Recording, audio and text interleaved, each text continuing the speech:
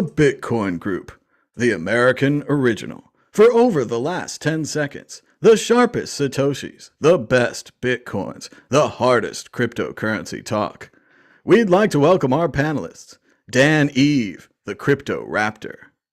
Happy Friday, folks. Christian Rutzel from Raspy Blitz. Hi there. Ben Ark from LN-Bits. Hello. And I'm Thomas Hunt from the World Crypto Network. Moving on to Issue 1. Issue 1. Bitcoin wilts as Russia-Ukraine tensions push gold to an 8-month high. Bitcoin is acting more like a high-growth tech asset, one observer said. Yes, the price of Bitcoin is down, along with the stock market and everything else, except gold, it seems. Bitcoin fell over 7%. To $40,500 on Thursday, registering its single largest decline since January 21st, as reports of Ukrainian forces and pro-Moscow rebels exchanging fire in eastern Ukraine saw investors ditch risky assets for safe havens like gold. Dan Eve, the price of Bitcoin is down. Now they're blaming international relations and the stock market. What do you think? Well, I mean, again, I think it's one of these situations where something happens, like butterfly flaps its wings somewhere, and they're like, oh, that's actually caused the price of Bitcoin to go down. When the market just needed a bit of a pullback after hitting another crazy all-time high of 69K. I mean, obviously it was a while ago now, but the main thing is that people are still building, the institutions are still coming, which is good, in some people's eyes and bad in others. But I don't know. I think the main thing is that the highlight really is that I think in the last week, the Bitcoin hash rate hit an all-time high of 229 exahashes, which is pretty sick. And it's currently sat at 214.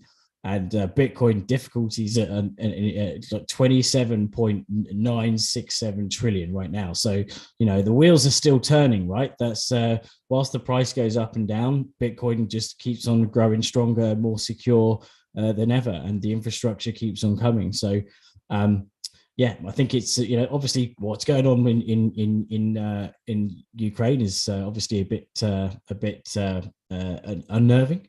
But I always think of that. I don't know if you've seen that meme. It's like, it says Ukraine. No, my Ukraine. It's the one of Putin. I think that ultimately Bitcoin goes up, Bitcoin goes down, and just keep on building. And that's the way to roll. Try not to think about the price, even though it's really difficult. The miners still are mining. There's no earthly way of knowing which direction we are going. There's no knowing where we're rowing or which way the river's flowing. It's Willy Wonka, but I had to look it up. Christian Rutzel, which way are we going? The miners are still mining, like Dan says. I agree, but also the risk off assets. People are out of risk right now. They're like, there's going to be a war in Ukraine. There's chaos in the world. I'd be happier with dollars, or as the article says, in this case, gold. Christian, is it just a risk off? People are getting out of scary assets. It's one of those things. That could be a kind of a war situation is always bad for markets. And you could look back how the pandemic crashed the markets very quickly. So, and then stuff that puts the kind of world economic thing out of balance always is bad for markets, and they will react. The interesting thing, I think, a little bit what is in the article is that, again, we see Bitcoin falling down and then gold is going up. So, hey, we always thought this Bitcoin was this crisis money and that will go up. So, and I think the truth is, and so to say, Bitcoin is still, there's speculation, there's hope for speculation in there. So there's hope for growth in there. Gold is very boring, basically, because there's this, it's already this fixed amount, and maybe the value goes up, but then the value just goes up because a little bit people shifting a little bit more to the security side. With Bitcoin, it's more a little bit the other side. People go into Bitcoin when they still see, oh, maybe the next year end of year it will be 100K or whatever. Then those people moving more money into Bitcoin, making smaller to midterm bets. And once we see, I think, a crisis situation and we see the stock markets going down, a lot of people that are doing bets on the side they have to liquidate, right? So they have to, okay, I now have to pay here, and then they have to get the money out of Bitcoin. So I think this is why we really have the problem still that short term we will see Bitcoin going down in such crisis situations. I agree. Everyone wants it to be inflation proof and really strong because there's only 21 million units. But at the same time, the way we got to 50K was by playing with Wall Street's money. And like Christian said, if you've got bets in Wall Street, they're going down. You got to cover them. You're going to sell your Bitcoin, the risk off thing, all of that.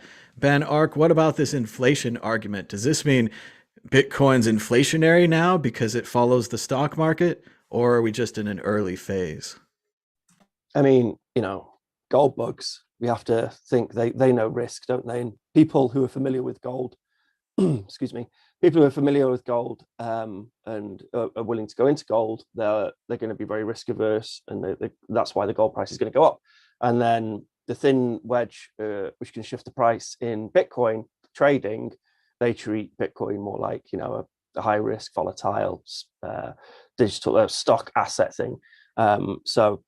But we've seen this before with other geopolitical problems, that gold has a rise, has a pump, Bitcoin goes down because it correlates with stock markets and whatever else.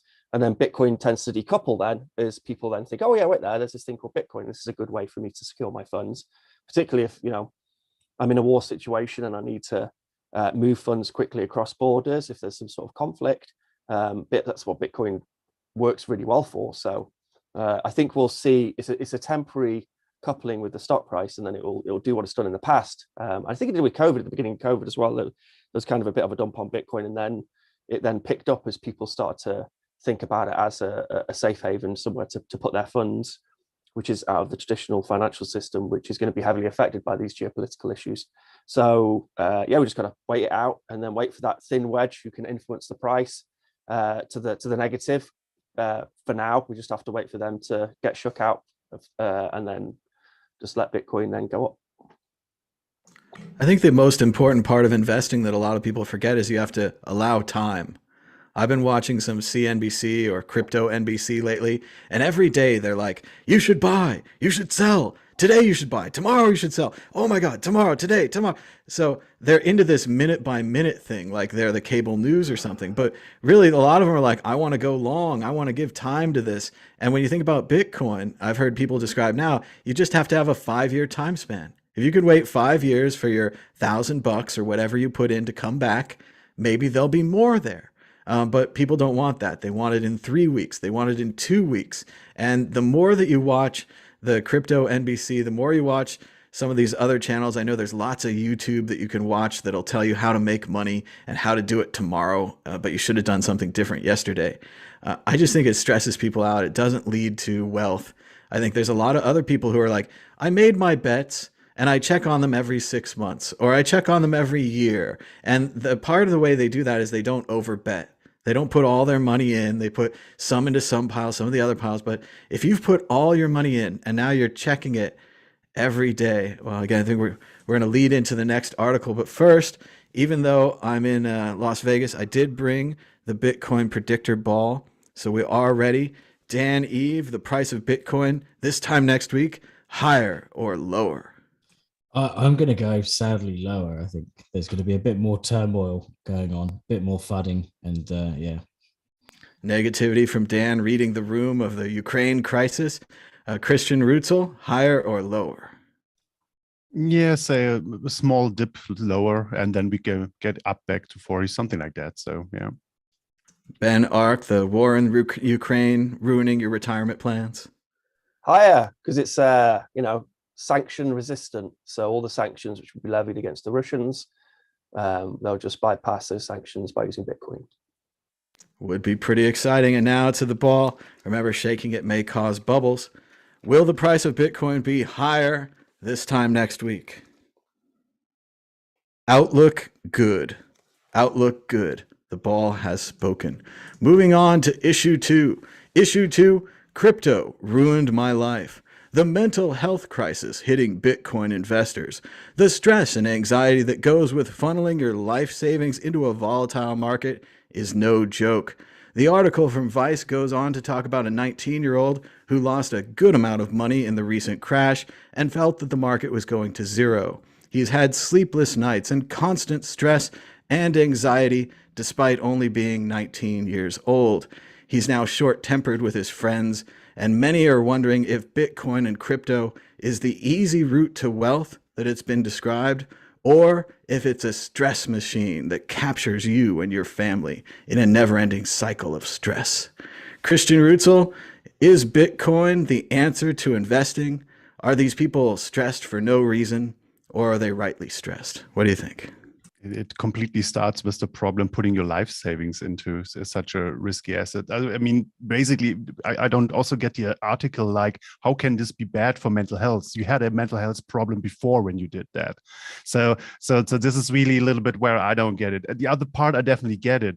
Day-to-day trading is an addiction. It will drive you crazy. And if you really have all your, even if you leverage stuff, like you get credit to do stuff. So this is definitely madness. So and if this is your world, get out of it, get help. So and the problem is a little bit, all those younger people, these apps are on every day. You have it on your phone, and then you have all the videos like, this is an emergency, you have to trade, Bitcoin goes up, Bitcoin goes down. So this you get it from all sides, right? So there's people that are earning money on this, the exchanges earning money on this, the influencers earning money off this, creating a false idea around you about that everybody is doing this now, and when you don't do it, you're in the out group or something. If you do it more the relaxed way, like you said in the beginning, like you analyze it as something, you say, I think this is the way to go for 6 months or maybe for a year, then you maybe can do it a little bit more relaxed, and again, don't gamble with your life savings. That's really the problem from the beginning. It is quite something when they go all in on this, and it should stress them out. And if you think that's stressful, imagine leverage, where, like you said, you're borrowing someone else's money so you can have 10x the bet. You can also have 10x the losses, and no doubt 100x or maybe 1,000x the stress, as you're now truly borrowing and gambling with other people's money. Now, I know a lot of people do really well on leverage and all that, but for me, it's always been that 1929 crash. And I was just like, that's the scariest thing imaginable, where you're up crazy in a stock, but you borrowed all the money to get up, and the next day everything goes down, and you had no way of seeing it. Everyone, fell in that crash. Ben Ark, what do you think? Crypto ruins their life? Or do they just not have a long enough timeline? This guy who's 19, he's kind of living minute to minute here. Whereas if he had a 5-year time span, maybe he'd be 24 and have a little bit of a savings by then, huh? I mean, it goes back to what you were saying before about these, trading personalities. They know that you shouldn't have short-term time. You shouldn't do day trading. People get wrecked. They lose loads of money. But in order for them to be able to have a product which they can sell, such as a YouTube channel or their indicator or whatever else, then they need to continue giving you information. And then that ends up becoming day trading, even if they know that it's counterintuitive to how you should actually trade. It always goes back to that Warren Buffett, that the markets are a way for impatient people to lose money to patient people. And it's completely and utterly true. And your advice was the best. Wait 5 years. If people come to me and they say they want to invest in Bitcoin, I always say, okay, invest enough that it's going to hurt you, right? It's going to make you upset if you lose the money. It's not going to destroy you or annihilate you, but it's going to hurt you. Now, don't go anywhere near it. Don't get tempted to trade with any other currencies. Put on a hardware wallet, put it somewhere safe. Wait 5 years. In 5 years' time, you'll have a decent, you would have had a very decent return. If you were taking every year in Bitcoin as a metric, you'll do very well indeed. And I think that's pretty sound advice. But you can't then make a career as a trading advisor by just saying that to people, because it's like a sentence worth of advice.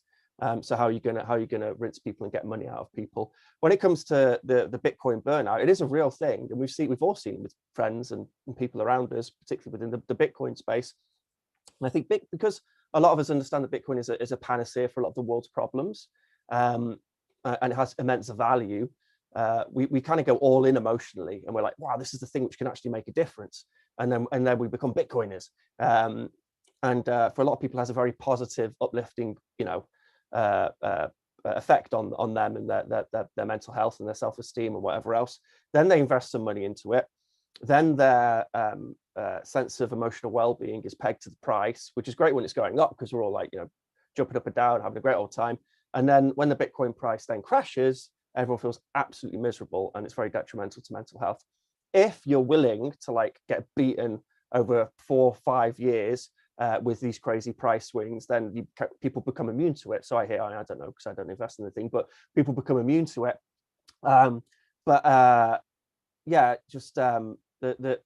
Just be careful not to peg your whole life onto the Bitcoin price. Buy a bunch, put it somewhere safe, wait 5 years, don't think about it, ignore the price. Well, you can keep an eye on the price, but no matter what happens, have your security profile. So it's actually hard to get hold of the Bitcoin in order to put them on an exchange and sell them quickly for some shitcoin. Like put them somewhere, your parents' house, or put them somewhere where you can't really access them very easily. Or it take you a few days to access them. And because quite often it's like it's 2 a.m, you're freaking out about the price, it's dropping, you think it's going to crash to nothing. There's some other thing which is going to go up to, is going to 1000x or whatever, or your mate told you about. And then you get your hardware out, you plug it in, you put it on the exchange, and then you lose everything. I mean, I've heard this story so many times from people. But if you haven't physically got access to those coins, then that kind of gets rid of that problem, and you can, be a bit more sober in your decision making. But yeah, Bitcoin burnout. I mean, this kid's 19, so he'll get over it, crikey. But he should be day trading, never leverage. And it's a good article though. I mean, I think it's important that people are more aware of Bitcoin burnout as an actual issue when it comes to mental health. But Christian's also right. People are mental to get into it in the first place. It would be an interesting cold storage idea to dig down like really deep, where it takes you several days to dig it, then put your paper wallet or your Trezor or whatever in the hole, then fill the dirt back up, and now that it's going to take you 3 days to get down there again. So if you're like, oh crap, I gotta sell, you're out there digging for 3 days. I think that'd be a good plan. And I agree with Ben, the idea about putting that one message out there, like buy Bitcoin and wait 5 years. Like it's not a YouTube channel. It's not like you put your mouth open and you do the thing. And I think there's one guy that has done that, Adam Meister. I want to give a shout out to Adam Meister, who's always like, buy and hold and, stack your sats and all that kind of thing, and pound that like button. And we should do a YouTube channel. Right. We should do a YouTube channel where we've got like the thumbnails with the chart, and then us going like this. But then the YouTube, when they press play on the video, it would just be buy Bitcoin, wait 5 years. Well, I know I was thinking about what useful show I could do, and I was like, I should just show up every day and tell them like buy Bitcoin, like every day, just keep doing it. But I'm exhausted. But yeah, they do keep doing that. It does keep going up and down. It's the right thing. And just, from personal example, it's not that easy to avoid looking at the price all the time. I remember when I wasn't in Bitcoin and it went to $1 and I was like, oh, I'm so dumb. I should have bought it at a penny. It went to $30. I'm so dumb. I should have got $1. Went to 300. And once I finally got some in the like 300 to back down to 100 range, I checked every day. I checked every day. I checked every minute. I checked all the time. I made a YouTube channel, started making YouTubes every day. So I'm not exactly the right person to say like, oh, just ignore it for 5 years, because obviously I couldn't, and I still can't. But that attitude towards the money, and then if you split it up, and if you didn't put your whole life savings in, even though it would be fun if your whole life savings went up 10% or 20% or whatever, but if it goes down 50%, oh my. So there's a lot there, but I think, giving the good advice and living it is different, but we all have to struggle. Dan Eve, crypto ruined his life. What about these 19-year-olds and NFT founders? What's going to happen? I think they made a good point about the level of anxieties you have before you start getting into Bitcoin, playing a big role in how that how price watching kind of affects you and how it affects your mood. Like I started, I initially started. I didn't have a good time preference. I started like trading stocks, and then I was like, this is too slow. Like 0.25%. And then I was like, oh, you can buy with leverage. So I was like, oh, this is pretty good. And so with leverage, obviously you can lose a lot more and win a lot more. And then crypto came along, and obviously things went really mental, because this was back in the sort of mint power days, and things which, walk into before. I remember once I walked into the gym, it was like Supercoin on Bittrex in like 2013, and it just went poof. And I was like, yeah, amazing. And I had a really good like workout. And then I came back out and I was like, oh my God, it's slower than when I should have sold before I kind of like actually went into the gym. But you know, I've got a number of people into Bitcoin, and you know, some of the main mistakes I must admit was when they became day traders. Like, you know, there'd be friends messaging me going, "Oh, I started following so and so on Trading View, and they posted this good tip, and they show that, you know, they get the triangle out and they try and give it some justification, and then other things like MetaTrader, like people using MetaTrader and trying to get, you know, automation. They're like, yeah, I bought this great automation package for $250, and you know, this guy, you look at the signals, and you know, look at the previous chart, and he got, you know, when it was red, he bought, and when it was green, he sold, and you know, and then they're like, oh shit, it didn't work out, and just holding would have actually helped out, and the people that did well out of it are the people that like bought and forgot. Right, they're like, you know, someone I got into in 2017, like a friend in South Korea, and him and his mate, and one day traded continuously, and one just put it in there and was like, oh well, the bull run's over, I'll just leave it in Binance, for example, and then came back and was like, oh, I'm rich in 2021. So you know, that's, I think the best tactic is, as much as it's hard to not look at the price, it does, you know, it doesn't, not everyone affects everyone, but you know, I must admit, even you know, now I look at the price and I'll be like, oh, it's, you know, that started off the day not so good, and it shouldn't do, because it's a ridiculous thing, right? It's like, you know, if it doesn't really have that much impact, especially when I know, because I say it a million times to everyone, that time frame is so important. You know, it doesn't, like, it's a couple of percent now, or 7% down, or like 5% up, but over a period of time, it's ultimately, you know, only up. Well, don't take that as financial advice. It's not only up, but over a 4 or 5 year period, it's pretty much proven. So yeah, just try not to let it get you down. Don't like gamble more than you can afford to lose. You've got to consider it as gambling, right?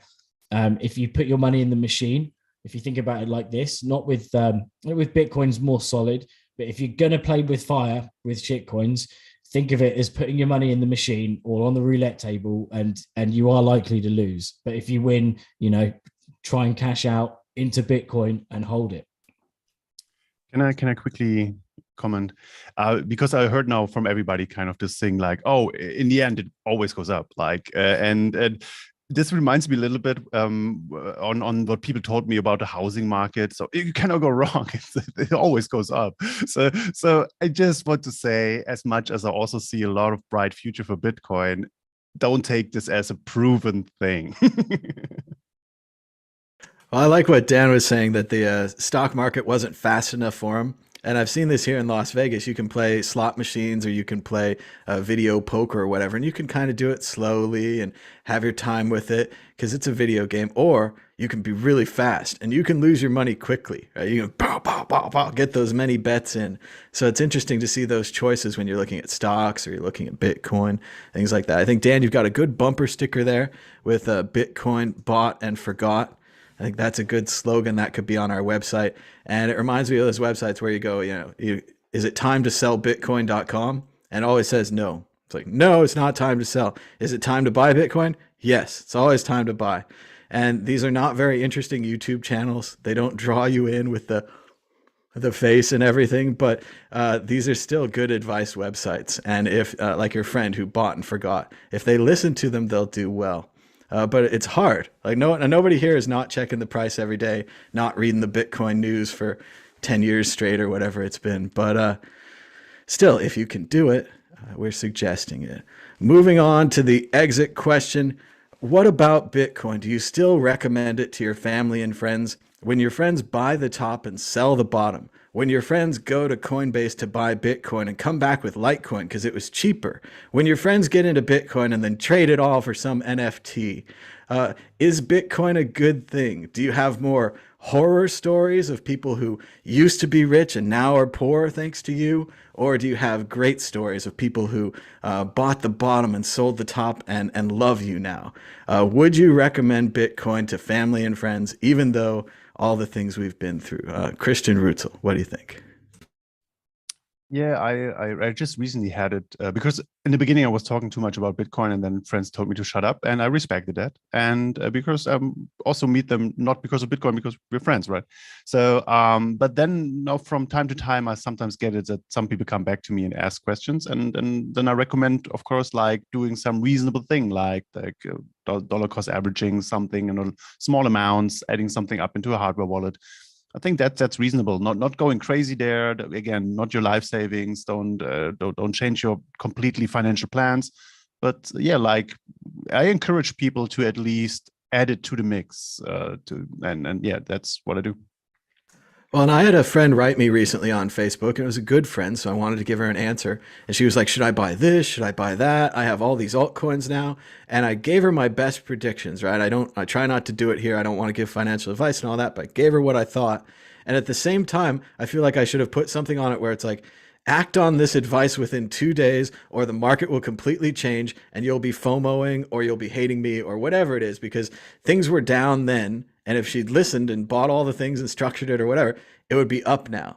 But what probably happened is she didn't act immediately, because I'm not giving professional advice, nor do I want to. So she let it drift by. And then, of course, the market confirmed some of the things I said. And now she's probably kicking herself for not buying it. So once again, what good is it to give people advice if they don't act on it immediately? And if they do act on it immediately, the opposite will happen. The market will go down. You'll be a dummy. They'll be mad at you. It seems just very stressful and dangerous to advise people about Bitcoin. Ben, Ark, what do you think? Are you still telling people to buy Bitcoin? Or at this point, we can just preach to the crowd, right? We can just say, hey, you already like Bitcoin. Let me tell you about Lightning. You already like Bitcoin. We got some cool stuff for you to do, or something like that. What do you think, Ben? My biggest problem has been people, because obviously I've been playing around with Bitcoin stuff, like the technology stuff. So I've known about the price and everything for a while. And then my biggest problem is like friends, family, they then say, because I always had this policy of never tell anyone to invest in Bitcoin. And like Chris, they they would bring it up and then you would technobabble them. And they stopped bringing it up. And the only time they would bring it up would be like, oh, should I invest in Bitcoin? And my go-to thing was just like, do the research yourself, make your own decision. Now, after however many years, they turn around and they say, Ben, why didn't you force us to invest in Bitcoin? It's all your fault you didn't force us to invest in Bitcoin. So now I say, and I think it's good advice, I really do. Like, the bet is invest enough that if you lose it, it will suck, but it's not going to be the end of the world or annihilate you, right? Because if it works, and I think it will work, and if you look at the data, then they'll probably come to a similar conclusion.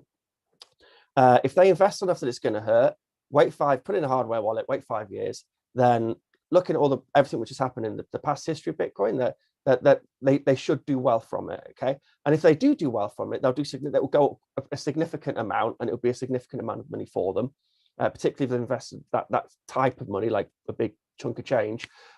However, it could drop to zero. The whole thing could come crashing down, and it'll be this crazy, weird experiment, which, I don't know whether they'll still be doing this show. Maybe we will, just for a laugh. But it's always possible that could possibly happen. But if that does happen, then it's not the end of the world. You'll be pretty sad by it, and it'll be one of those regrets to add to the little basket of regrets. But you'll get over it. 4 or 5 years, you'll be able to earn that little bit of cash back, that little lump sum which you had. I just think it's a good bet. Buy that much, put it in a hardware wallet, do not touch it, wait 5 years. And if it goes up, it's going to go up so much that you're going to do very well from it. If it crashes to nothing, then c'est la vie. It was a good bet. It was worth making the bet on, and I think that's good advice. Because I've given up on saying to people, "Oh, make your own decision, just do the research yourself," blah blah blah. Because they still come back at you and have a go at you. It is an interesting one with the idea of, should you just force them? Should you tie them down and make them use Bitcoin? And I wonder myself, I'm like, why didn't I have a family meeting and have the whole family sit down and, here, you get a Bitcoin, you get a Bitcoin. But the same thing would have happened. They would have sold it too early. They would have traded it for some magic beans. Something else would have happened. They would have blamed me. There's no way to ensure that they'd be right. And at 300 or 1,000 or whatever, we didn't know it was going to 50K, and not this quickly either. I mean, it seemed like more of a measured thing. And even then, tomorrow it could go down, could go up. It's really hard to recommend to your family and friends these days. Dan, Eve, what do you think? Are you still recommending Bitcoin? Well, I always do with a lot of caution, but and I feel kind of bad that with some family members that got in touch even like 2017. I was like, I was almost like panicking when they asked me because of the responsibility. Like, I don't know, with friends, I was like, buy Bitcoin. But with family, I was like, I don't know if you should, because it's a scary asset and it goes up and down, and it's like that extra bit of responsibility. But ultimately, there's kind of two things that I would say, which is that is that do you recommend buying Bitcoin? I'd say, well, firstly, that I can't recommend buying it, but what I'd say is that I'm not selling, right? And so make your own decision from that. And number two, if you especially in the shitcoin sort of sector, if the chart looks like you wouldn't ski down it, then sell. And if I'd have just followed my own advice on that, I'd be pretty well off right now. But so the fact is that there's people that have won and people that have lost. Every now and then someone will message me and say, I did pretty good, out of it, blah, blah, blah, which is like a real nice sort of, message, a nice pat on the back. Especially working at a finance company that I tried. All I did every day was from 2013 onwards, which is bang on about Bitcoin. So it was good that a few people listened to me, and I even got like a text last year on it, and it's just nice to know that someone listened and got involved. But then there were people that lost out. So it's kind of it's a win some lose some. At the end of the day, some people are they're kind of have their fingers on the trigger too much, and they get the price, let the price get to them, and some people don't. So yeah, it comes with a lot of baggage. That's the one thing. The other thing to say is that it comes with a lot of baggage. I do think we need to have a more adult view of Bitcoin where, yes, we love it. It's amazing. I've said lots of good things about Bitcoin, but at the same time, it can destroy your family. It can wreck your friends and your relationships. You do have to be kind of careful about it. I had a friend who worked next to me at Purse.io, and he used to say, buy Ethereum. And he was a big Ethereum person. I was big Bitcoin. And he was like, yeah, you should do this. You should come with me on this journey. And I didn't. And now he's on that big journey and I'm not. But in the same way, my friends who didn't buy Bitcoin at all, who didn't buy crypto at all, they're not on the journey that I'm on now either. And this all comes back to risk. You have to know how much you're willing to risk, what you want to risk it on, and that you are taking a risk. When we bought Bitcoin early or relatively early, we were taking a risk. When you buy it now, you're taking a risk. When you tell your friends, all these things. So it's just about how risky people want to be. And again, if you don't take risks, you don't get big rewards. But sometimes you take risks and you lose it all. So it's all about your capacity for risk. And this is something you have to figure out for yourself. So it's exciting stuff. Moving on, check out the WCN Clips channel. We've got brand new clips. They're clipping again over at the Clips channel, talking about the FTX Crypto.com commercial, Binance investing $200 million in Forbes. And remember, you can share these clips with anyone you like right here on YouTube at WCN Clips. Go ahead and subscribe. It's free on YouTube. Subscribe and hit the bell for notifications. Moving on to issue 3. Freedom Convoy truckers struggle to cash out Bitcoin worth $1 million. Bitcoiners jump to donate to the anti-vaccine mandate protests in Canada, but now they have to figure out how to cash out. Yes, they donated to 4 experienced old school Bitcoiners, including BTC Sessions, classic Bitcoiners, but now they've gone to J.W. Weatherman, friend of the show, and they've asked him for a plan to cash out the Bitcoin. And this is where it gets a little dicey. As Vice magazine writes, volunteers need to remain in a room until the process is complete, with no more than one person leaving at a time to use the washroom with food delivered. Of course, any devices used in the process must be destroyed, such as the printer for the paper seed phrases. The printer is the single best device to steal because it holds a copy of all the seed words, the document states. The volunteers should work together to destroy the printer. A list of equipment needed for the project includes large pliers, leather gloves, cutting shears, the most expensive available, a screwdriver, and trash bags to accomplish this purpose. Ben, does this happen every time someone donates Bitcoin? Every time we create a wallet, must we destroy the printer and have a special hotel room monitoring everyone? Is there no more just general honesty, or is this something that happens every time we donate Bitcoin? Because this is just the early phase of the process, attempting to create paper wallets. The second phase of the process, equally complex, handing out the paper wallets to the correct truckers and rewarding them, making sure no one gets rewarded twice, everyone gets rewarded once. It sounds like a government. They already need porta potties. Ben, why does this happen every time we donate Bitcoin?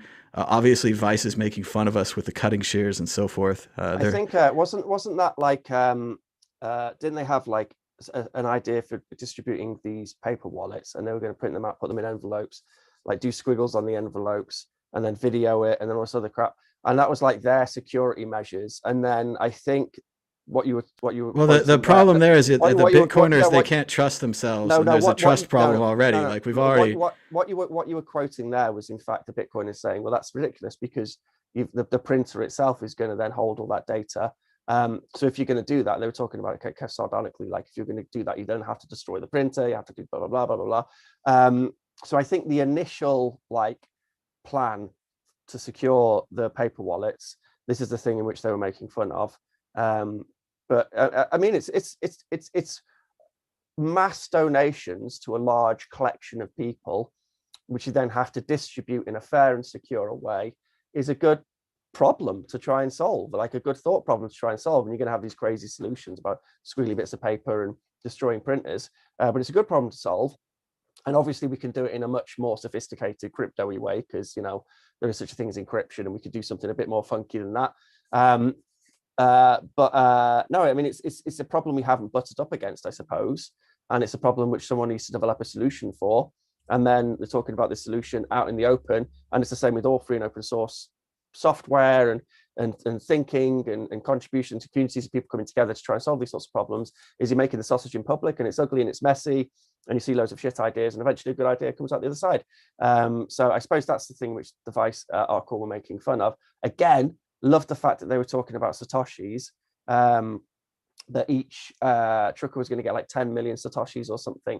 And I guess that's credit to DJ Booth for having Satoshis on Tallycoin. And now Satoshis as a concept is getting out there into the world, and it's being published in all these very mainstream news articles and on these mainstream news channels as well. So that was the thing I got most excited about.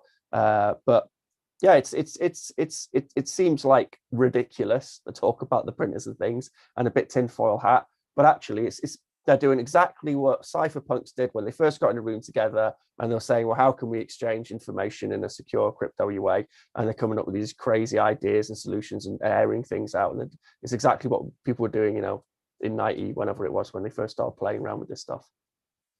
Well, and I'm reminded of Peter Todd and what was the one where they smashed the laptop? Zcash. Zcash. And they had the Zcash baptism and that kind of thing. That's and they created that is, yeah. Yeah, they created the new thing, and then they smashed all the laptops, and then all this. And what I loved about that is Peter Todd was like brought in then as a security consultant. They made this video with the laptop, and they smashed the laptop, and then he spends years doing all these talks, all these Bitcoin conferences, saying it wasn't secure. It wasn't done in a secure way because he can do it because he can do it. After they paid him to be this security consultant, brilliant.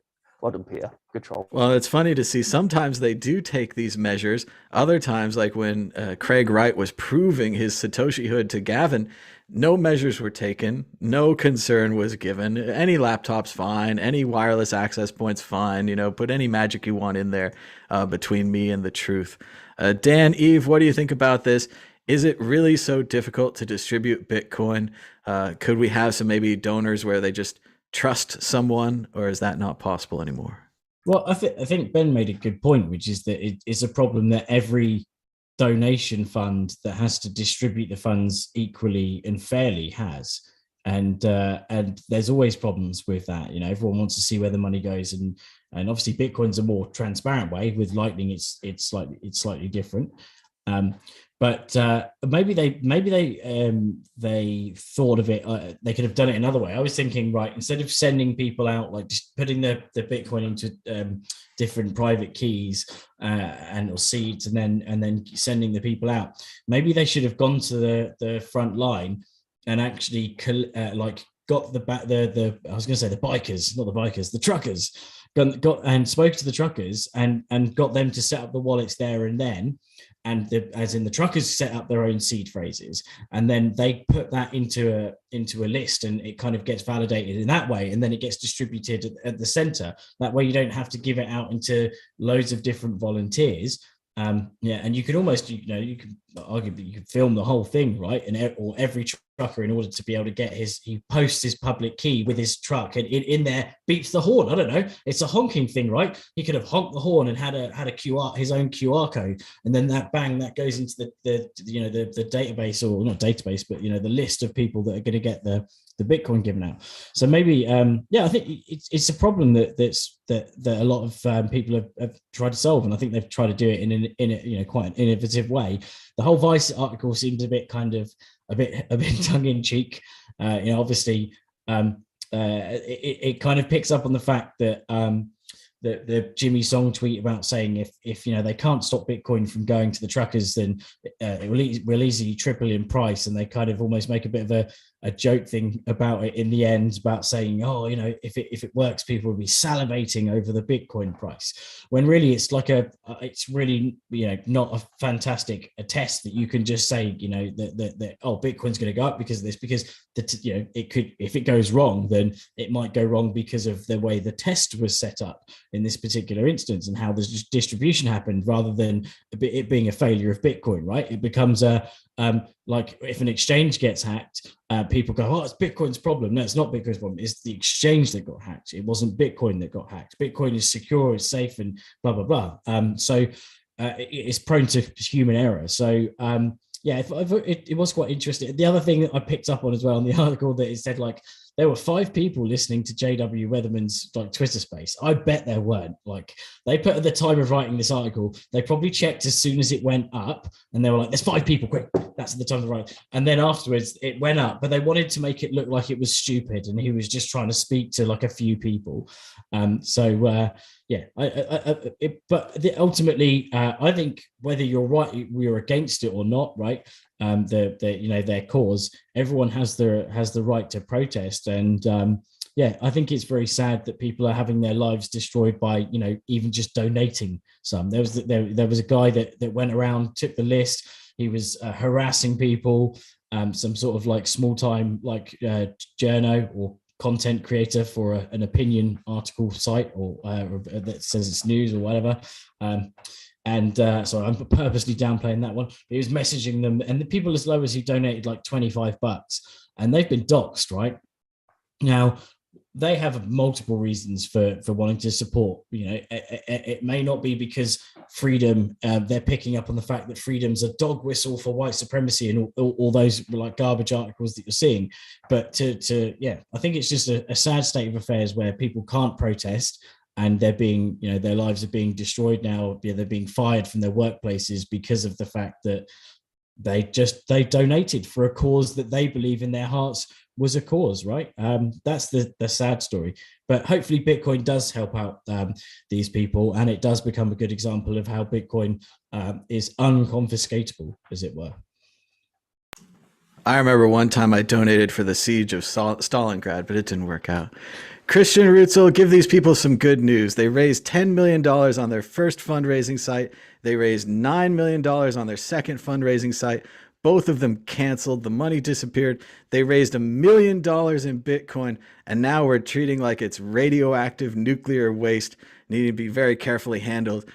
Give these people some good news. Do you think they'll be successful in distributing the money? Go ahead. Oh, well, I really, really hope so, because basically Bitcoin, first of all, has done the job, right? So Bitcoin was able to collect money from, I don't know, over the world. And now it's transferred there to the location. Now we just have the problem how to distribute it on location. I think that's not directly Bitcoin's problem. Bitcoin already solved the thing. The question now you're trying to solve here is how do you manage paid protesters. And for example, handing out cash was always a bad thing, right? So it doesn't look good. And as you look here, I have my little Antifa card, and it has a little chip and a magnet stripe, so it's already much more convenient. So I can go into a store after protest and directly cash out. So, but again, we imagine Trump getting reelected, and Antifa gets a terror group in the US. So they need then Bitcoin. So I really hope the truckers there can find out the best way how to organize a paid protest thing, and so that in the future every other protester group that's out there can copy it and improve it and have an unsensible kind of way to organize paid protests. Exit question, forced prediction. Let's fiat that part one works. They go to the hotel room, they make the paper wallets, they smash the printers, they have a really good time, and they're ready to go. Will part two work? Will they be successful in distributing the Bitcoin to the truckers? Will the truckers know what to do with it? Will the upcoming police invasion, which may result in the truckers having to move their trucks, making it practically impossible to know who was involved in the protests, will they be successful in distributing the money? Phase two. Ben Ark. They should do. I was thinking probably a nice way to do it would be just have a just like a keys which are generated on a front facing page, because they're not holding this money for a long period of time, are they? And if they are, then they probably know how to use a hardware wallet. I think it's just for kind of immediate to be used fairly immediately, put on an exchange, sold for cash or whatever, or something to be done with it. So you could have a front facing page which generates a nice address and a private key and public key for them, and you could put it on something like github.io, and then it's not doing any funny server stuff, and then everyone can verify the code on the actual GitHub that it's not doing any funny server stuff as well, and you can see the commits. So they could just go on this page, generate wallet, copy this and put this somewhere really, really safe, and then give the address to the donation, and then the donors can give them the money. I suppose I'm still not solving the problem, am I? Because this is actually the distribution of the funds themselves. I don't know. Great point. You might have to create a government. It might be a government situation. Great point, Christian. Bitcoin did its job. Good luck. Hopefully some Bitcoiners will get involved and help. But that's a great point, Christian. Bitcoin's already done its work, so well done, Bitcoin. True that. We're out of there. Dan, Eve, what about the second part? Will they be successful in distributing the money? Well, I hope so, because otherwise there'll be loads of snarky articles about how Bitcoin's failed, even because they don't understand that Bitcoin has done its job, as Christian said. So there'll be the whole blah blah blah. Bitcoin failed, and it'll be like they'll all be. You can just imagine their faces. They're sat there going, "Oh, it's Bitcoin." Making all these dumbass fucking comments. Pardon me.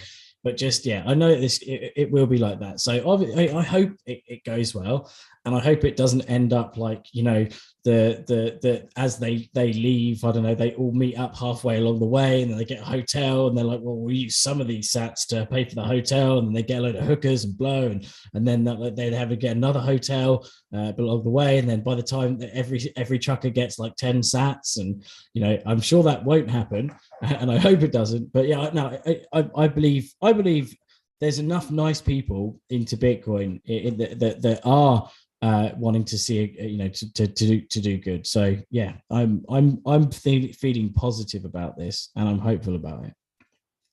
Well, I just hope they make lots of lists of everybody's driver's license and everybody's license plate, and we all get in the database. Maybe we could have a little ID card. I was a trucker at the protest. Christian, what do you think? Will they be successful in part two, distributing the money?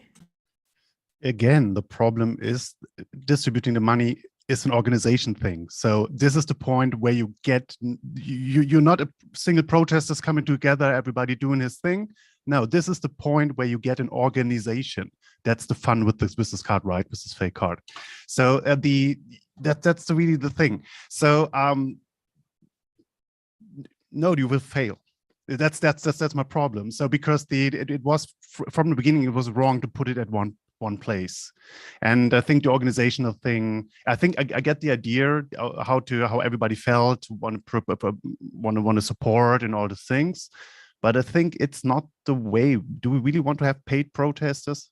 So do we really want to solve this problem? I mean, maybe somebody comes up with a clever solution, but I'm not exactly sure if that's the way how we want to have paid protesting in the future. Like everybody just sends us money to somebody, we see who can send the most money somewhere to have the most pressure group out there, something for protesting for something. I don't know. Not sure if this is a future where we want to see. Maybe this is a concept not to work in the end in the distribution. Thomas, was it you who came up with that horrible dystopian idea where someone would have a camera on their head and then they do a live stream to YouTube, and then they could hear, or they could see like what people were commenting or something, or they could see donations coming in, and they would just walk around, and then a donation would come in for like 10,000 sats, and it'd be like, go punch that person over there. And then they just go over and just punch someone. And then, was it you said that you had like this horrible dystopian idea? That seems really doable. I don't know that was my idea directly, but yeah, I think that seems possible and doable. And it's been worse because some of the YouTubers are already doing that. There's these that just for the attention, they're like, I do whatever Instagram tells me. And then throughout the video, they're like, should I go talk to that person? Instagram says yes. And they bop across the street to talk to them. Yeah, so like a Hong Kong protester doing an sats payments, and then they get a thing coming up saying, chuck that rocket so-and-so, like well, and that's where it gets troublesome, because if it's a fun thing like talk to a person, it's fine, but if it's inciting violence and hurting people, and especially the way the internet is, if the prices go up, if you're gonna get, it could be it's like proxy protesting though. Someone who's on the other side of the world could be like, I'm going to get involved in this thing. I'm going to protest. I'm going to hire someone to be my protester. Well, it's a crypto anarchist nightmare. That's even worse than those people that used to be paid to stand in line. They want to get the new iPhone or whatever, so you pay someone to stand in line. Now you pay someone to protest for you. And then, like Ben's saying, it could be even worse if you incite them to violence with lots of money. And again, desperate people, they need the money, maybe even smaller amounts. It's a market, basically, an auction, an eBay for horrible activities. Yeah. A lesser dystopian version of that, I think I might have discussed it before. It came up on the show. Was like having the live camera thing, but like you walk around a museum and people will like pay you sats to go and look at a specific exhibit. So someone will see like, oh, there's a a pharaoh's thing on the right hand side. Can you go up to that? They'll give you like 20,000 sats, and you go up and you have a look and you read through it, and that's kind of quite a cool thing. So that it allows people to go through and kind of live go through the museum or whatever it is, the event, without actually being there. You could do that in an adult industry context, couldn't you? That would be successful through VR headsets. That would adult industry. Oh yeah. Finger here. Well, and then if you pay them more, they could smash everything in the museum. I don't know. It gets dark every time. Yeah. I think we're going to agree with Christian here. It was set up wrong from the beginning. The distributed process would have been better, but that's more difficult. Like we're saying, once you're making a list and you're checking down these people, you've pretty much become a government. You're an anti-government protest becoming a government. The irony itself will kill you. I wish them the best. I think it's going to be very difficult to successfully distribute this money. And I'm horrified for the possibility afterwards of, like you guys were saying, like a Wikipedia where they have a picture of every truck, and this trucker got his money and this trucker didn't, and this trucker got it but says he didn't, and the complaints and the hassles, and you have to set up a support line. I mean, I'm not involved, and I'm glad I'm not involved, because it just sounds really sticky and really hard to do right. Best of intentions and all that. Christian, do you have more on this? Go ahead. Yeah, maybe again, I'm not on location, so I'm very not a good expert to maybe tell on that. But I think what maybe is a good idea was just to concentrate on charity, to really take the money, buy whatever is needed there for the people on location, what is needed for the neighbors there, that they can come eat whatever, like that. To really have, and somebody should just come. If it's really something to support, somebody should there and say, okay, come on, I will buy this food, come into me and give me some of this Bitcoin for reimbursement. And then this way you get the charity there, and you get the food there. And this is how you cash out for just charity things and not for paying people. Maybe a think tank, maybe a college subscription fund, or a college sponsorship fund, something like that. I don't know. It's very difficult. Once you've collected this money, you have to do the right thing with it. And I agree with Dan. Bitcoin will be blamed. If they fail, if they give out much money, if they give out less money, either way, it's going to come back negatively on Bitcoin. But that's just because it's so fun and easy to write negative articles about Bitcoin. Moving on to issue 4, Warren Buffett invests $1 billion in a Bitcoin-friendly neobank, dumps his Visa and Mastercard stocks. He's never been a fan of Bitcoin before, but now he has more companies in his portfolio that have direct/indirect exposure to Bitcoin and similar cryptocurrencies. Meanwhile, at the same time, Berkshire Hathaway, that's the same company, his Charlie Munger says that government should ban crypto, says that Bitcoin and crypto are like venereal disease. He says it was a huge mistake to allow cryptocurrencies into the market. He might be right. It might be a Trojan horse eating and destroying all of the financial system he's made his life protecting. Dan, Eve, what about this idea? Is Bitcoin and crypto venereal disease? And did Warren Buffett just get it?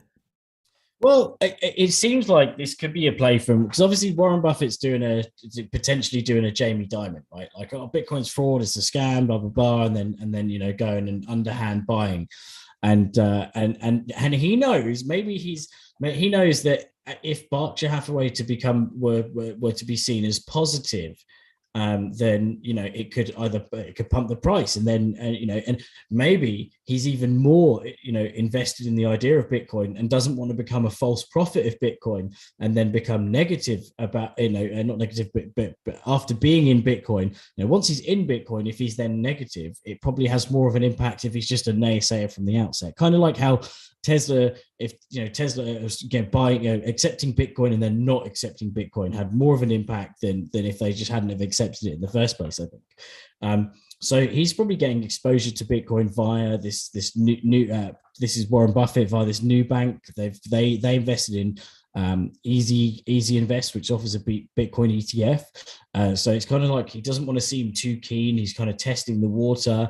Fintech's not really his thing, so he doesn't want to look like he's completely U-turned and he's like, oh, Bitcoin's crap, and then suddenly he's sort of investing in it. So this seems like a kind of a light thing with Charlie Munger.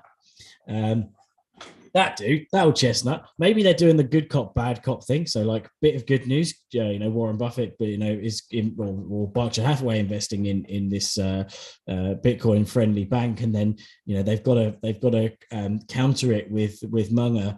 I'll say Munger because it sounds like Minger, which is a UK term. So Munger is playing bad cop, and he's like, yeah, it's like venereal disease. But why would you even trust that guy anyway? The guy still calls stuff venereal disease, so he's probably still using other terms like colored people and things like that. So you can forget about what he says. He's crazy. He hates the success of Bitcoin. It sounds like hating the success of Bitcoin sounds like more of a I missed the boat statement. Like, imagine if we'd have just put $1 million in when it was, even in 2017, when it was like, beginning of 2017, it was like $650. The profits there, wobble. They could have quaffed with their cigars all night long. So maybe it does sound like a bit of a miss the boat thing going on. But he is also the classic thing of, one of the quotes is, if you stop to think about it, it's an ideal currency if you want to commit extortion or kidnapping or have a protection racket or something, and called it untraceable technology. It's not. It's a public ledger. So these people clearly still don't understand the actual bedrock of Bitcoin, which it's an entirely public ledger. Maybe he didn't even read the story of what's the name, the Raza Khan, the fact that they managed to catch those guys, and it can't be very well hidden if they managed to, if the DOJ just managed to get $3.6 billion and take it from these people, because it wasn't stored offline in private keys or whatever. So it shows a clear misunderstanding of the technology and ignorance about the technology, that it's an untraceable thing. It's almost just quaffle. Old man shouts at sky. Dan makes an excellent point. When it comes to technology analysts, I want the oldest guy in the room. People still saying VD and clap and stuff like that. Christian Rutzel, what about Berkshire Hathaway, Warren Buffett? They're Bitcoin's biggest fans, but they also think it's a venereal disease. Yeah, this disease thing. I think you need to be convinced then that this wants to kill the patient somehow. So, and I don't get it, because all those people just buying up this idea that Bitcoin will I don't know, get rid of the state and all the things. So why are they buying into this? This is like giving the other people saying, oh, you're right. It will do that what you say. That's definitely not proven. So it's personally, you always have this both sides. The one said, oh, Bitcoin will erase the state. The other one said, yes, it will, and this is why we need to fight it. It's like, are you sure about the base premise here? So this is why I always have problems with those people like that, using those kind of terms and asking for this kind of fight out there that I don't think needs to be there. I think this more, I like to look at the practical possibilities there, how things can work together. And even like something like Bitcoin out there can, on the other side, help to democratize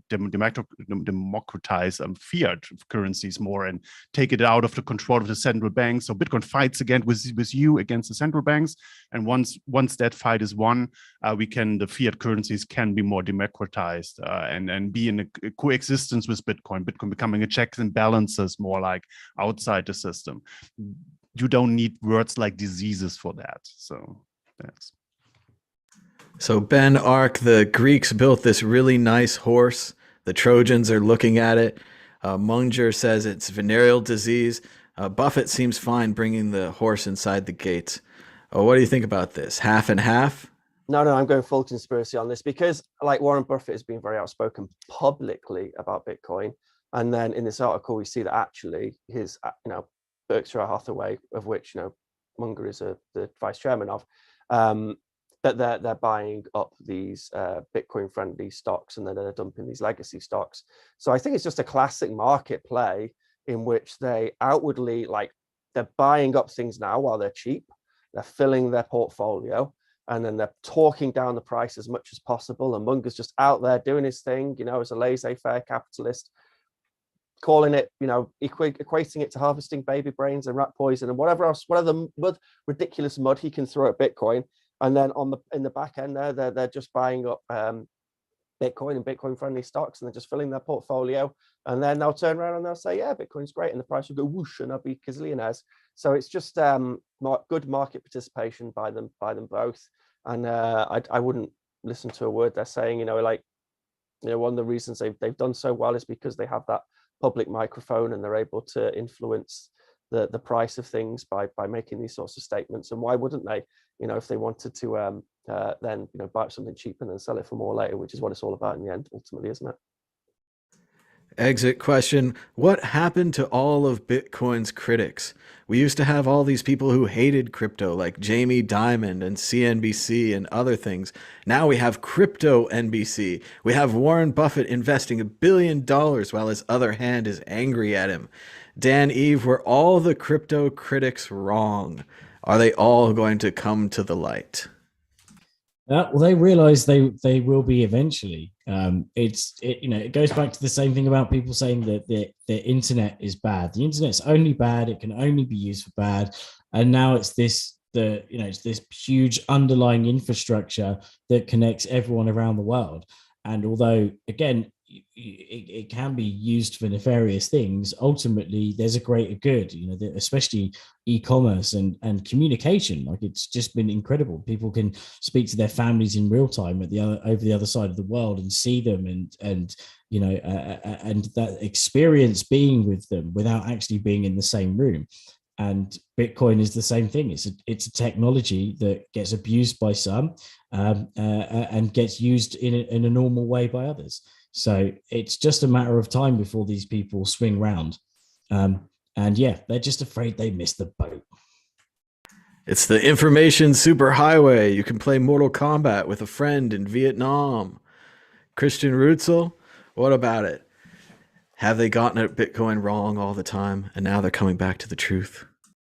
I think they have years to play their role, right? Once you establish yourself as a critic and the thing gets more into the spotlight and it gets more into the mainstream, there of course there will always be stuff that's will be horrible to report about it, and then you can always be the one guy who said I always told you and all those things. So we will all see, and those people position themselves, and maybe some retired, or maybe get easier on the tone or something, but basically I think some will just play their role through until the end, and maybe soften down sometimes a bit, always find other stuff to go for, but they always be the counterpart to against the skeptic in the room, so to say, but playing it in very, very consciously.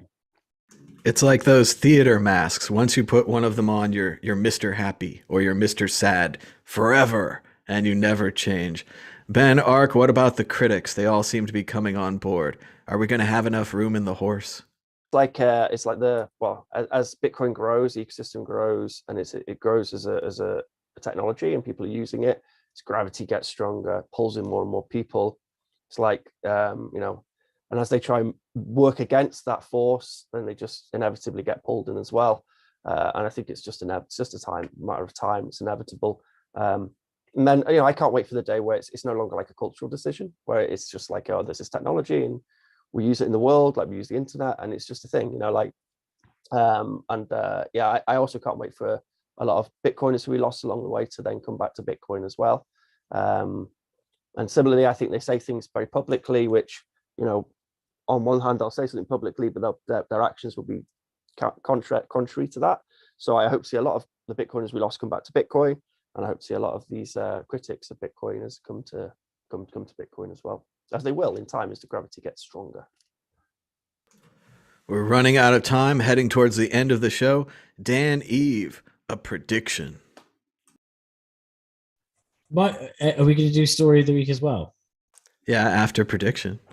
Right. Okay. So my prediction is that Russia aren't going to invade Ukraine before next week's show. I'm going to have to reevaluate it at next week's show, but I think they're not going to invade. Finally, an optimist, Christian Rutzel, a prediction.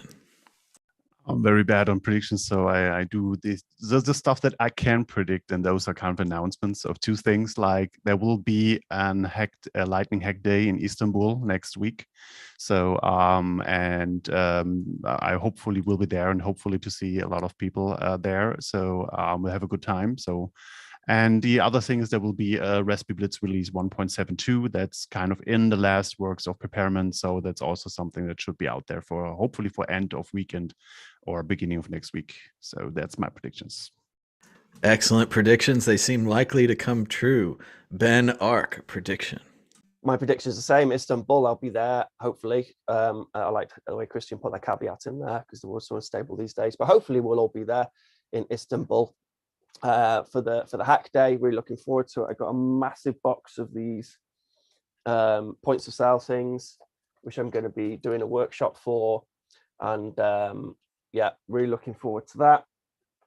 I've got like 25 which I'm going to be taking and doing workshops for, so that'll be fun. And also I'll be doing probably some like sessions, like individual sessions, maybe playing around with LM Bits, and maybe like a breakout talk about LM Bits and all the updates we've had. Christian, are you pulling for the new update of Raspberry Blitz? Are you going to be pulling the latest LM Bits, Legend LM Bits? The 0660, the Legends, yeah. Yeah, I might put another tag. Have I got time to like put another tag in? Because we had like this week we had a bunch of really nice PRs. There's some really nice PRs, man. Like we had an issue with the L&D Hub extension, which is one which a lot of Raspberry Blitz users use, where it pulls in when you use it with like Blue Wallet or whatever, it just pulls in all the transactions of a wallet, and if you have loads of transactions, it just slows your server right down. So Callie put in a couple of big shout outs for some contributors on LM Bits as well. Callie and Diego, they've been doing loads of this week, just had like a barrage of amazing PRs. So I'd really like to try and squeeze those in. It's the same. It's all you got to do is hopefully change the tag, and that's it. Because if that's possible, is that possible? If I put 0.7 tag out there. I just quickly say basically it's possible to call me after the show. Okay, I'll book you after the show. All right. And yeah, big shout out to Callie and Tego. And oh wait, there. Is that a story of the week? That's a story of the week. I will do that next. Sorry. But it sounds like a great conference. I'm totally envious. And as They Might Be Giants said, if you have a date in Constantinople, she'll be waiting in Istanbul. Dan, Eve, you ready with a story of the week? Go ahead, Dan. Well, okay, no, because I was hoping that story of the week was first, so it reduces the comedy effect. But the story of the week. So my prediction was that Russia isn't going to invade Ukraine, and the story of the week was that apparently Bloomberg said that Russia did invade Ukraine. So I hope that everyone settles down, that it all gets resolved, and yeah, we can move on and onwards and upwards, and can't everyone just all get along? My optimism ruined already, dashed on the rocks. Christian Rutzel, story of the week. What's going on?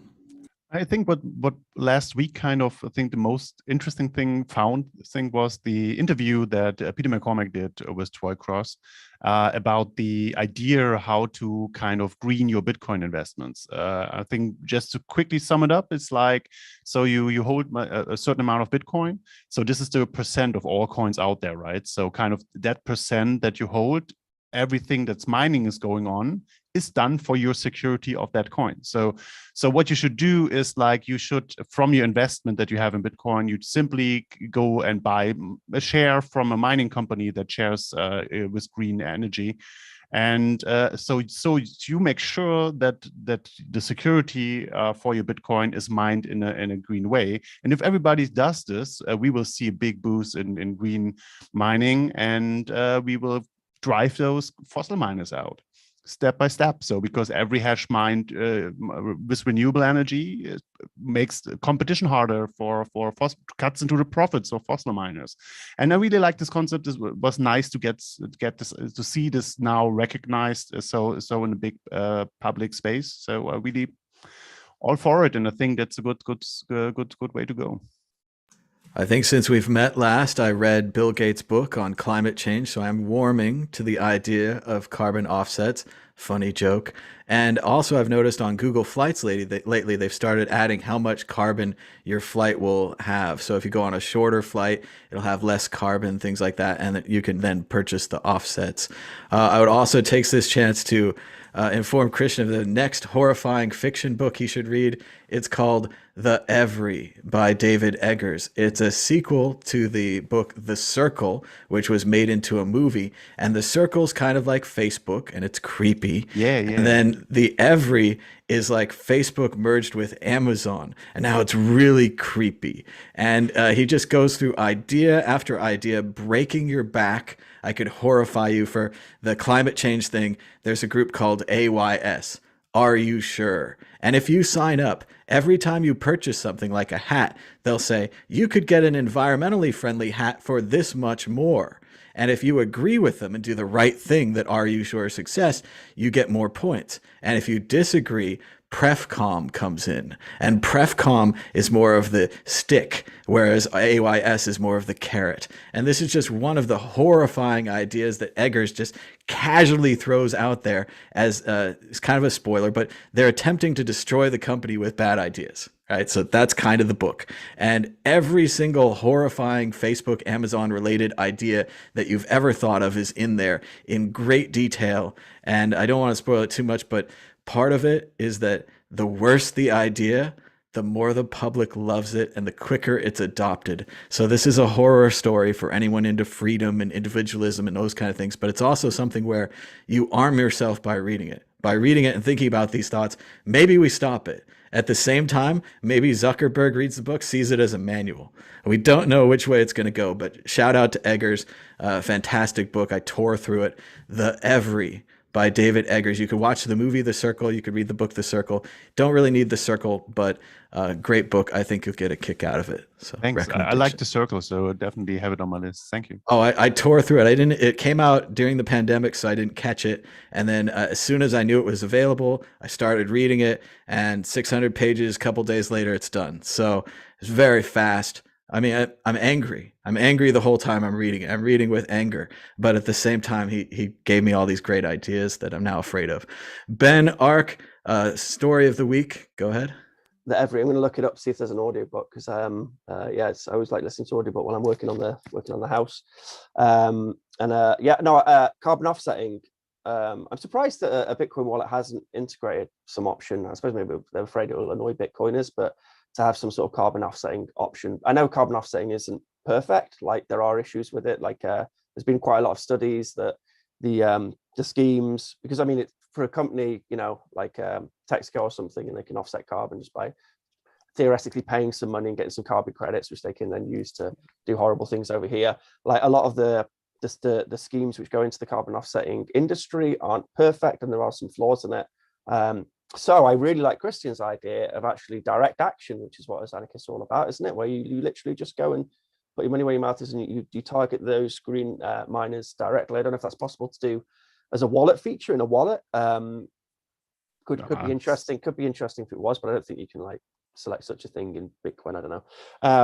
Well, it sounds like McCormick has a great show on this, so everyone should check that out, get more information about this idea, green mining and so forth. And then I've been thinking about the proxy people, the Sats-backed proxy people, which we're going to use in the for protesting. And I was thinking maybe in the future in wars, there'll be mercenaries, and they'll have like a live stream, because like countries like to do proxy wars. Pretty soon, everybody sat behind their computer will want to be a proxy soldier. So they'll be doing a live stream to some soldier, and they'll be giving him like tips and donations, and then getting them all riled up so they'll run into battle, and they'll be watching it on a camera. So it's like this dystopian thought for the future. I don't know, Ben. I had an even horrifying thought right there. What if all the team was like a red army, and they have red lights on their helmets and they're attacking, but then you come through with your money and you buy them all out, they turn around and they become the blue army. Oh my God, what a nightmare. Gosh. This bloody, this is I'm on Charlie Munger's side. I think we should stop this Bitcoin stuff immediately. But my own story of the week is the amazing PRs we've had coming into LMBits from Cali and Tago. It just I don't know, it just feels like the project's really ramping up, which is nice. And it's becoming very stable now, which I'm enjoying a lot. And also on Bitcoin POS, which is the thing I showed you before, which I'm going to be doing tutorials for in Istanbul. I just added Candle Hater, who's a sort of well-known Bitcoin troll. I just added him as a contributor, committer to the project as well, because he's put in some great PRs, and he's been contributing really nicely to the project. And then Black Coffee as well, he's been working really well on the project. So big shout out to those contributors on those projects. I think it's amazing, it's great, and I'm very grateful. The projects are much better for having those people contributing. And can't wait to see Christian in Istanbul, have a few beers, play with some Bitcoin nonsense. And then pretty shortly afterwards, we're going to be in London, aren't we, for Advancing Bitcoin? So big shout out to Advancing Bitcoin. That's about the week after that as well. So yeah, a couple of Bitcoin conferences back to back. But yeah, that's my story of the week. Very cool. And if you're in London, you should catch the new Stonehenge exhibit at the British Museum. It sounds very exciting. They have items from all over, Scottish items, other items were brought from other museums. It sounds like a great show. Unfortunately, I think they closed the Hokusai, the Wave, which was only available during the winter, but this other one's open till July. So lots of chance to see Stonehenge at the British Museum, £5 or free. But thanks again to everybody for joining us. Be sure to give us a thumbs up down below and subscribe. Thanks to all our guests. And give us a comment. What do you think about today's show? Do you have an opinion or an issue? Let us know. We'll read it in the comments. Until next time, bye-bye.